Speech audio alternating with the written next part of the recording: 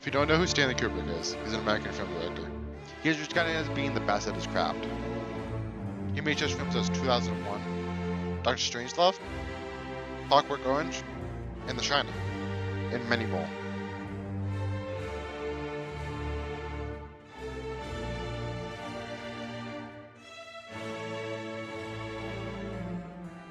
Today I'm going to be talking about one of his last popular films, Barry Lyndon. The film came out in 1975 and is praised for its breathtaking cinematography. Cinematographer John Alcott won an Academy Award for Best Cinematography that year. John Alcott, Barry Lyndon. The film also that year won for Best Costume Design and Set Design. A well-known feature of Barry Lyndon is its use of candlelight. Kubrick had to use the same super-fast lenses as NASA used for the moon landing. He used them to capture the candlelight in some of these scenes. The fast lenses were required because it was the only lens that could capture the candlelight as Kubrick wanted. Kubrick wanted the look to stand out from the costume dramas of the time, the results of which can speak for itself.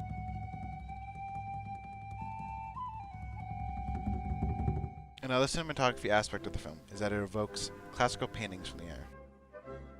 The film is supposed to take place in the 18th century. Since the only way we can see the era is through paintings, these shots are a code to the viewer to allow us to connect to the film as if it was happening during that time. An example of this is Malvern Hall by the painter John Constable. Here's a shot from the movie. Kubrick and these shots are paying an homage to the artists at the time. Kubrick does a similar effect with his music, only having music that was created during the time. However, some shots just give the impression that it looks like a painting. He does this by having these wide shots that are beautifully composed. Some of these shots, the composition of which is inspired by the paintings, like this shot here, which is inspired by this painting. Every time I watch Barry Lyndon, I'm amazed of how Kubrick uses the zoom. It's a technique that Kubrick uses throughout his filmography, probably most famously from this scene from Clockwork Orange. It's a technique that isn't used that much in film nowadays, except for the crash zoom, which is used famously by the likes of Quentin Tarantino and Edgar Wright. In this scene, for instance, he uses the zoom to show that Barry is having an affair with another woman. The shock value is heightened by the use of the zoom. It goes from a wide shot to a medium shot.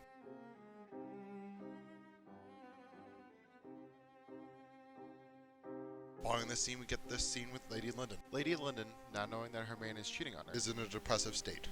The reverse zoom allows the viewer to see how out of touch he is with the world.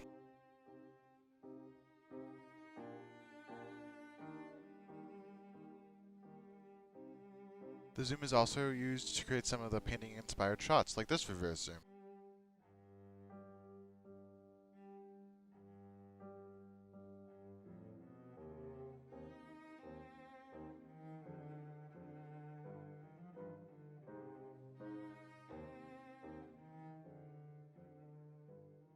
Here's some more examples of the zoom in Barry Lyndon.